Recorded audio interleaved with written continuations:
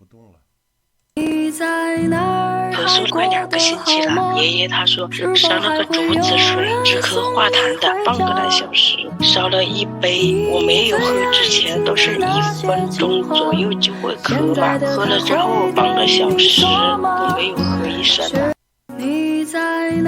咳嗽快2个星期了，爷爷他说烧了个竹。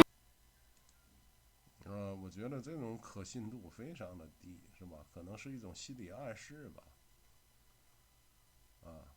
这个竹子水给止咳啊，那这个制药的人那不赶快上这个东西啊，可信度非常低啊，都是一些个心理安慰，是吧？这个这个成本太高了，是吧？搞这么大堆的竹子还在这里烤，不如买一点药吃的靠谱一些。